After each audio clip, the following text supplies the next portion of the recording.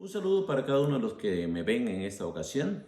Quiero en esta ocasión compartir con ustedes un estudio de la palabra del Señor de un tema que posiblemente a muchos no nos gusta experimentarlo, sin embargo puede ser de mucha bendición. Yo no sé si en alguna ocasión usted ha recibido algún regalo y ese regalo se lo han dado en un envoltorio que no es nada agradable. Yo sí lo he hecho. En cierta ocasión, casi por año y medio, tuvimos tirado en una esquina un presente que me había dado uno de mis hijos. Y pareciera que ni mi esposo y yo le pusimos mucha atención, ya que estaba envuelto de una manera nada atractiva. Después nos sorprendimos, dado que dentro de ese envoltorio nada agradable había un presente de mucho valor. Quiero hablarles en esta ocasión del tema la hermosura del sufrimiento, porque detrás del sufrimiento hay una gran bendición, pero el sufrimiento como tal pareciera que es un envoltorio desagradable que no queremos nadie apreciar. Hay una hermana, una mujer de Dios. Su nombre es Joni Eakerson. Ella, siendo una jovencita, a los 17 años, tuvo un accidente, un accidente que la dejó parapléjica, dependiente, codependiente de otros. Como ustedes entenderán, cuando las personas tienen muchas veces necesidades especiales, no todo el mundo los entiende. Y muchas veces se les demanda de tal manera que no se considera aquellas limitaciones ni se valora aquel potencial que estas personas tienen. Y pues ella sufrió de esos desprecios. Muchos le quisieron ayudar, pero para ayudarle la humillaban. Y pues ella no quería sufrir esos abusos. Pero encerrada en su cuarto, tratando de superar su crisis de depresión, a alguien se le ocurrió traerle pinceles, acuarelas y unos lienzos.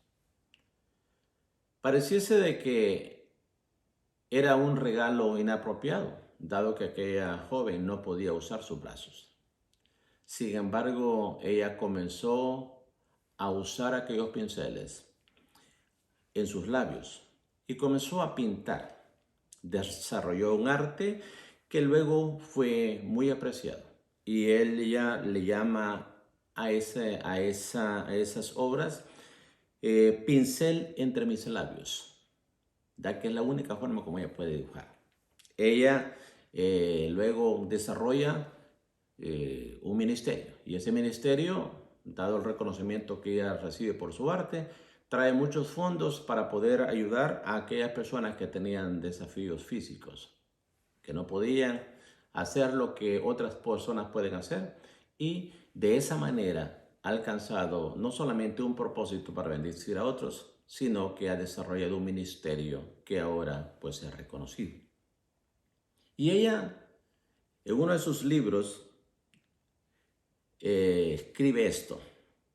Y ella dice: Dios usa el sufrimiento para purgar el pecado de nuestras vidas, fortalecer nuestra consagración a Él, forzarnos a depender en la gracia, ligarnos a otros creyentes, producir discernimiento, fomentar la sensibilidad, disciplinar nuestras mentes, invertir sabiamente nuestro tiempo, ampliar nuestra esperanza, hacernos conocer mejor a Cristo, hacernos anhelar la verdad, guiarnos a arrepentirnos de nuestros pecados, enseñarnos a dar gracias en los momentos de aflicción, aumentar la fe y fortalecer nuestro carácter.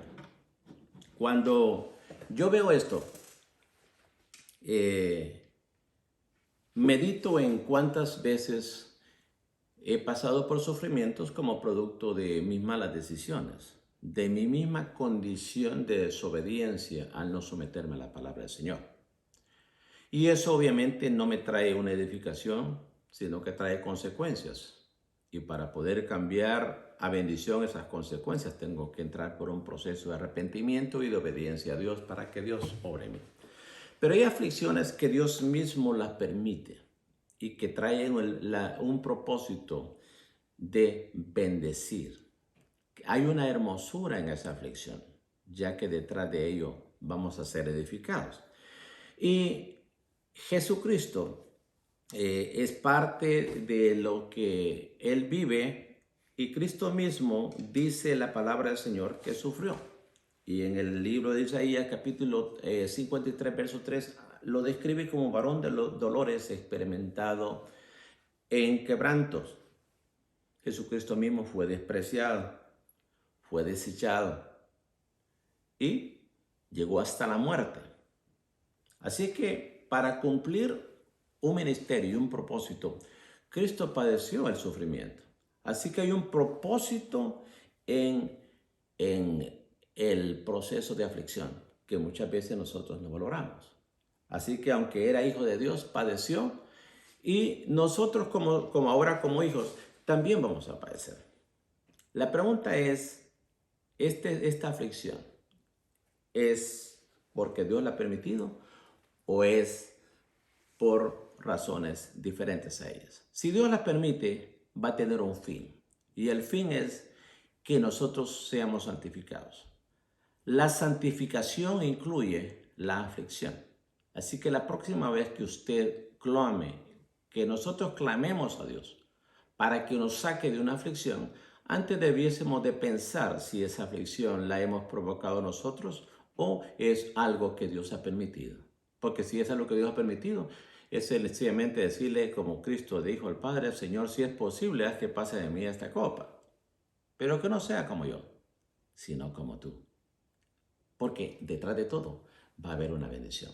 Y Pedro, en el capítulo 3, verso 18, nos dice algo que yo quiero que meditemos ahí. Dice él: porque Cristo murió por los pecados una vez por todas, el justo por los injustos, a fin de llevarlos a ustedes a Dios.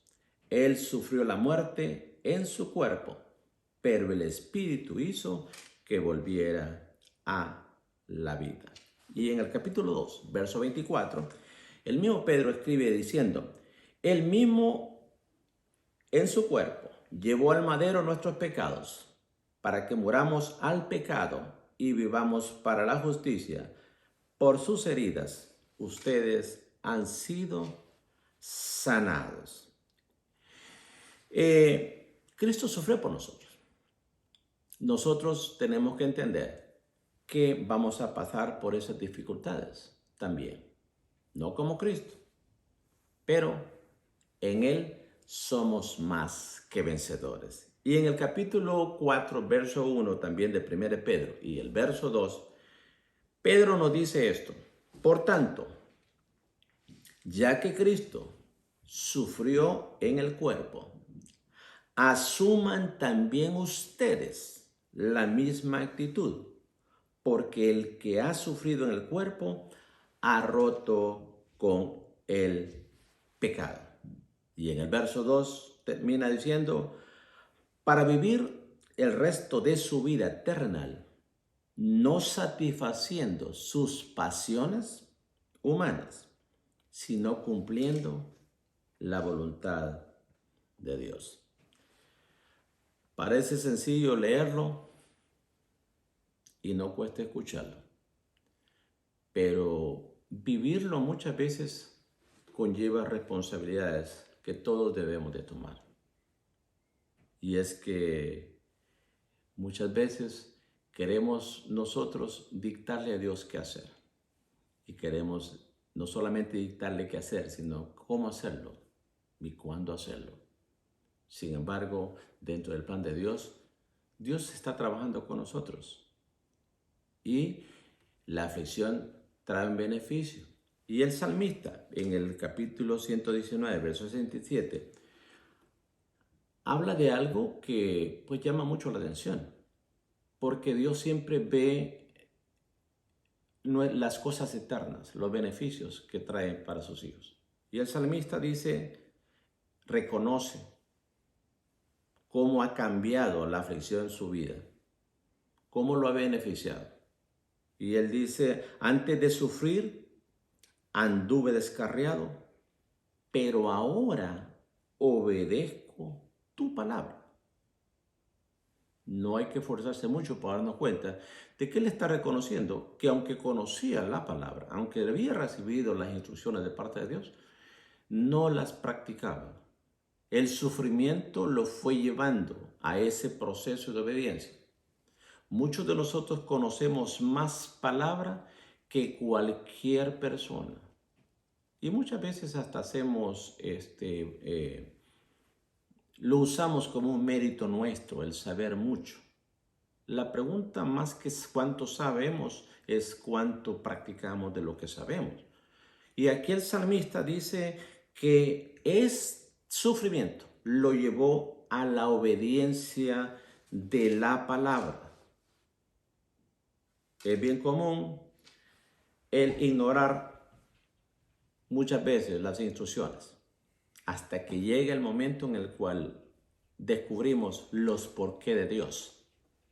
Porque en los por qué nuestros nosotros muchas veces no vemos necesario hacer cosas que Dios nos dice que las hagamos o que no las hagamos.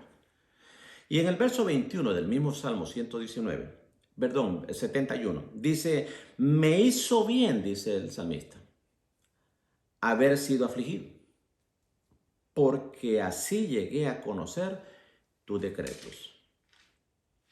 Piense usted por un instante, ¿cuántas cosas usted y yo sabemos que son buenas, pero no las hacemos porque simple y sencillamente tenemos limitaciones para poder poner en práctica y hacer la corrección que Dios nos instruye?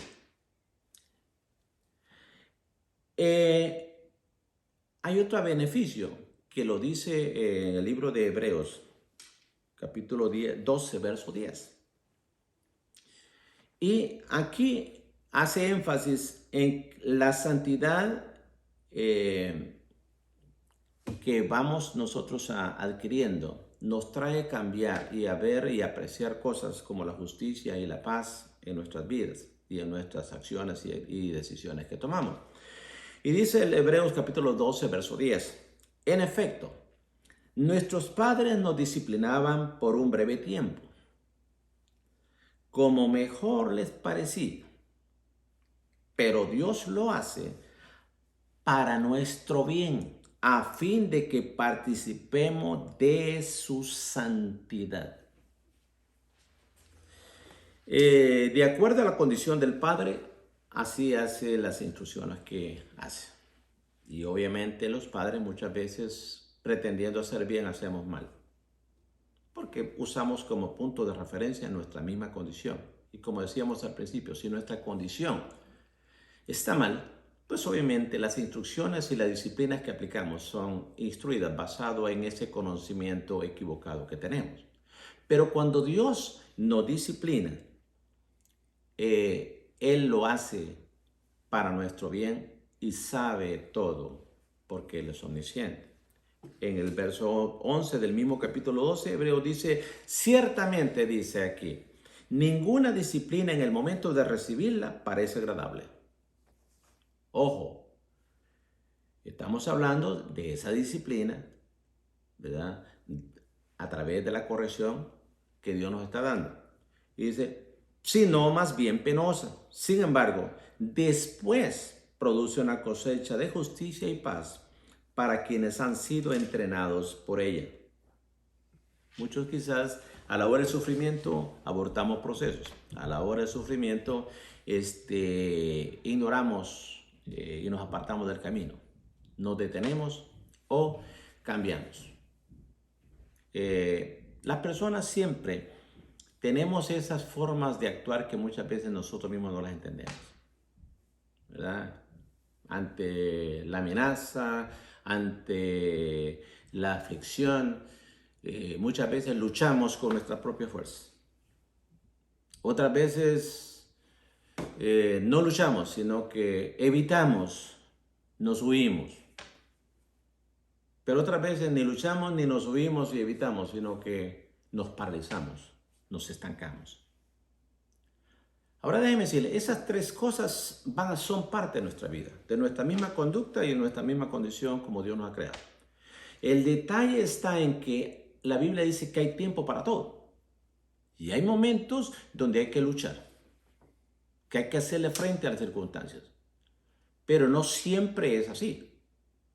Es responsabilidad de parte de nosotros como personas que hemos pasado por este proceso de santidad y de sabiduría de parte de Dios, el saber cuándo luchar.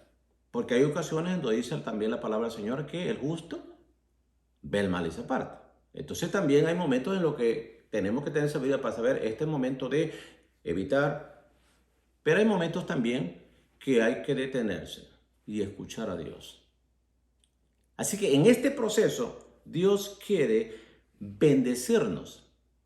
En momentos de la aflicción, muchas veces salimos con nuestras propias fuerzas tomando decisiones, haciendo cosas que no debemos, o no queremos hacer lo que debemos e ignoramos, o simplemente nos estancamos y nos paralizamos.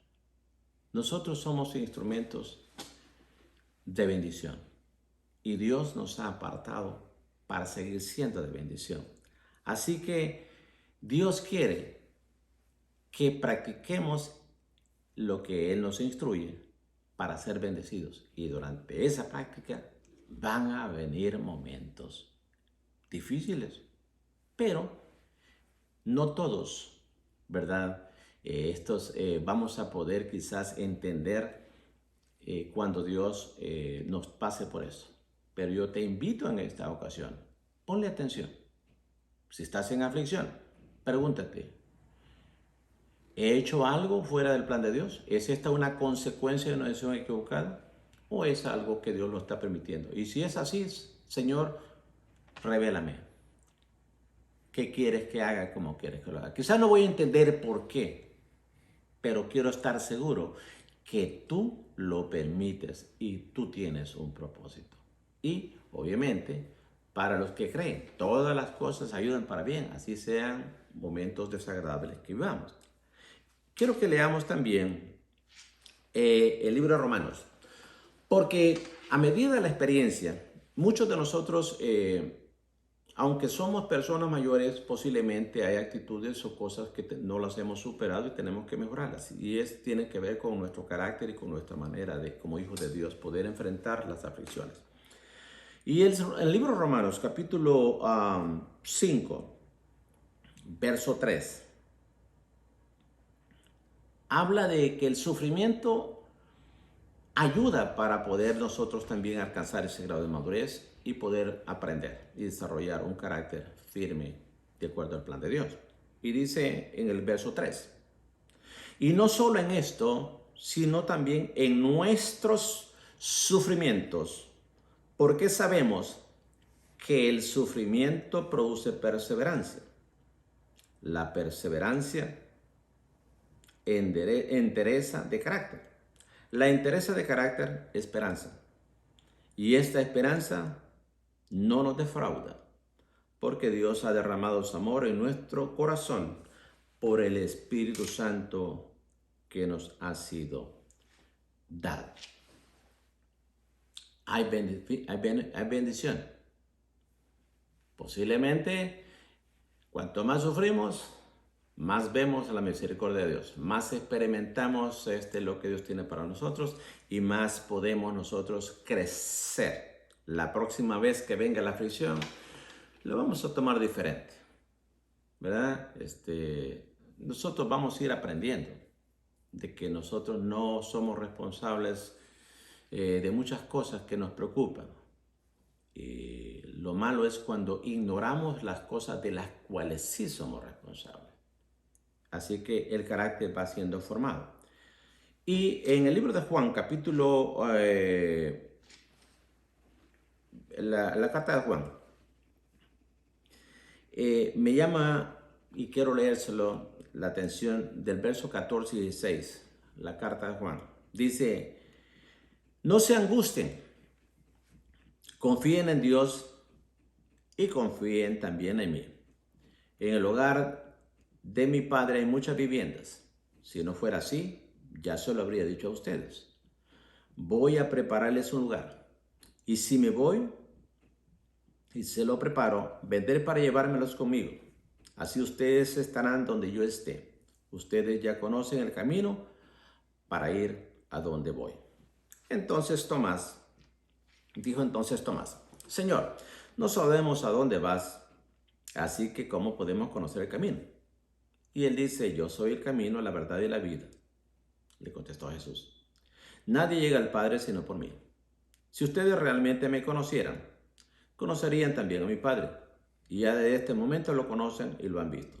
Señor, dijo Felipe, muéstranos al Padre y con eso nos basta. Pero Felipe, ¿tanto tiempo llevo entre ustedes y todavía no me conoces? El que me ha visto a mí, ha visto al Padre. ¿Cómo puedes decirme, muéstranos al Padre? ¿Acaso no crees que yo estoy en el Padre y que el Padre está en mí? Las palabras que yo les comunico no las hablo como cosa mía, sino que es el Padre que está en mí el que realiza sus obras. Créanme, cuando les digo que yo estoy en el Padre y que el Padre está en mí, o al menos créanme por las obras mismas. Ciertamente les aseguro que el que cree en mí, las obras que yo hago también él hará, y aún las hará mayores, porque yo vuelvo al Padre. Cualquier cosa que ustedes piden en mi nombre, yo la haré, así será glorificado el Padre en el Hijo. Lo que piden en mi nombre, yo lo haré. Hermano, las aflicciones existen para hacernos entender que somos especiales y que Dios quiere bendecirnos y que las enseñanzas que Dios nos da van a traer un beneficio eterno. Así que tenemos que mantenernos siempre puestos de nuestros ojos en el autor y consumador de nuestra fe, que es el Señor Jesucristo, a pesar de las circunstancias, a pesar de todo. Los adultos tomamos decisiones, así que no nos perdamos la paz. Esas decisiones, la voluntad de Dios es que las tomemos dentro de su voluntad, aún en medio de la aflicción.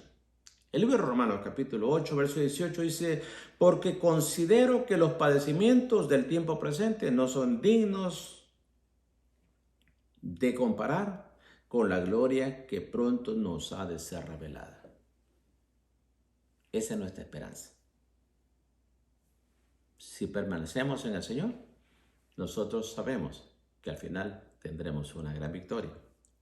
Y en el mismo 1 Pedro, capítulo 5, verso 10, nos amplía esta esperanza. Y dice, y cuando hayáis padecido por un poco tiempo, el Dios de toda gracia, quien os ha llamado a su eterna gloria en Cristo Jesús, Él mismo os restaurará, os afirmará, os fortalecerá y os establecerá. Aquí es bien interesante. Habla de restaurar, habla de afirmar, de fortalecer y de establecer. Revisando mi vida, me doy cuenta que hay cosas en las que Dios ha trabajado, está trabajando o va a trabajar en áreas en las que yo tengo que ser restaurado, en áreas en las que tengo que ser afirmado, en áreas en las que tengo que ser fortalecido, en áreas en las que tengo que ser establecido. ¿Cómo estás tú? Piensa por un instante y medita. Posiblemente las aflicciones que estamos viviendo es porque precisamente hay áreas como estas en las que necesitamos dejar que Dios sea el que obre. Así que las aflicciones traen otro beneficio. Quiero ir terminando con esto.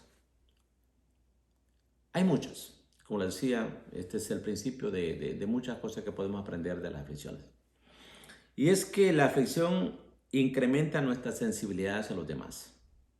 Cuando estamos dentro del cuerpo y obedecemos lo que Dios nos manda y reconocemos que Dios nos ha hecho especiales, que no nos ha hecho iguales ni nos predica igualdad, sino nos manda que tengamos unidad. Las aflicciones nos traen a tener una sensibilidad hacia el dolor de los demás. Casi siempre cuando tú no has padecido aquello o no has pasado por aquella aflicción, aunque en teoría entendemos, no podemos tener esa empatía muchas veces ante la condición de otros, como la experiencia que narrábamos al principio. Sin embargo, cuando nosotros pasamos por aflicción, ahora nosotros podemos tener esa sensibilidad. Y acuérdense que dentro de eso estamos hablando del fruto del Espíritu, ¿verdad? Entonces, en 1 Corintios capítulo 1, verso 4, nos habla aquí y dice, quien nos consuela, dice aquí Pablo, en todas nuestras tribulaciones, para que con el mismo consuelo que de Dios hemos recibido, también nosotros podamos consolar a todos los que sufren. La aflicción viene a edificarnos para nosotros ser más efectivos en nuestro ministerio. ¿Por qué? Porque muchas veces ignoramos o minimizamos la condición de otros. No nos identificamos, no tenemos quizá la sensibilidad o en muchas ocasiones hasta podemos dañar porque queriendo ayudar, pues damos nuestras instrucciones y queremos que las personas entiendan y hagan aquello que posiblemente, dada su condición, no pueden hacer. Pero a través de la aflicción adquirimos esa sensibilidad. Acuérdese, muchos tendremos que pasar posiblemente por un proceso de aflicción a fin de ser más sensibles, ¿verdad? Es fácil juzgar a los hijos de otros cuando los tuyos no han experimentado o pasado por la etapa que los que están portándose mal están. Pero cuando pasas por lo tuyo, entonces entiendes mejor y tienes más sensibilidad hacia los demás. Muchas veces podemos juzgar a los matrimonios o a las personas nuevas o diferentes cosas. Pero esa condición, cuando pasamos por aflicciones, nos hace mucho más sensibles y entonces podemos entender mejor.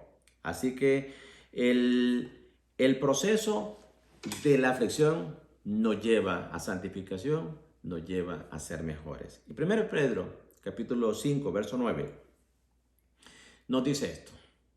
Y habla de que ante la ansiedad, usted sabe que hay personas que cualquier cosa le pone ansioso. Y obviamente cuando la persona entra en ansiedad, automáticamente la fe desaparece. Y comienza obviamente el gozo y la paz no está ahí y comienza a luchar con sus propias fuerzas. Pero 1 Pedro capítulo 5, verso 9, empieza voy a leer desde el verso 7. Y dice Pedro, echad sobre él toda vuestra ansiedad, porque él tiene cuidado de vosotros. Y luego en el verso 8 dice, sed sobrios y velad. Da la instrucción de poder confiar en Dios para poner nuestra ansiedad en él. Pero dice sed sobrios. Ser sobrio significa no ser influenciado o controlado por algo que domina nuestra voluntad. Por eso el alcohólico, en el momento que el alcohol toma control, pues obviamente ya no tiene una razón. Así que domina nuestra voluntad porque nuestro razonamiento ya no es acorde a la condición normal, sino que es influenciado por algo más. Y dice, sed sobrios y velad. Vuestro adversario el diablo, como león rugiente, anda alrededor buscando a quien devorar. Primera, sed sobrios y velad. El verso 9 dice, resistid al tal estando firmes en la fe, sabiendo que los mismos sufrimientos se van cumpliendo entre vuestros hermanos en todo el mundo. No somos los únicos, ni vamos a ser los últimos, ni hemos sido los primeros. Dios tiene un propósito con cada uno y su palabra nos dice que no pone cargas que no vamos a poder llevar. Dios no nos pasa por aflicciones para destruirnos, sino para santificarnos. ¿Y cómo yo me doy cuenta entonces de las áreas que tengo que mejorar? Las aflicciones también me hacen y sacan a relucir mis debilidades. No las ignoremos. Es muy natural para nosotros querer resolverlo todo. Es muy natural para nosotros luchar con nuestras propias fuerzas. Pero 1 Corintios capítulo 12, verso 9, dice aquí Pablo, Pero Él me dijo, te basta con mi gracia, pues mi poder se perfecciona en la debilidad. Por lo tanto, gustosamente haré más bien alarde de mis debilidades, para que permanezca sobre mí el poder de Dios. No hay nada malo, no hay nada vergonzoso en reconocer nuestras debilidades. Al contrario, cuando las reconocemos, Dios es glorificado cuando cedemos para que Él nos ayude. Yo sé que es una lucha muy fuerte para nosotros, porque en medio de la aflicción no queremos reconocer que somos débiles. No, nosotros somos fuertes en Cristo, somos más que poderosos en Él, pero nosotros seguimos siendo limitados. Por eso es que nosotros somos ahora diferentes, porque tenemos algo que Dios nos ha dado, pero tenemos que usarlo. Así que, mi hermano, en esta ocasión, quiero que esta palabra quede en usted. La próxima vez que venga la aflicción, si puede, no se queje ni culpe a otros. Al contrario, examinémonos y veamos si es parte del plan de Dios para que seamos mejores o si es consecuencia de desobediencias y pecados para nosotros ser corregidos, empezando por arrepentimiento delante del Señor. Quiero terminar con esto. Creo que muchos de ustedes posiblemente han leído libros de Charles Lewis. Él escribe algo que creo que se apela para este momento. Y él dice, Dios nos susurra a través de la creación, nos habla a través de su palabra y nos grita a través del sufrimiento.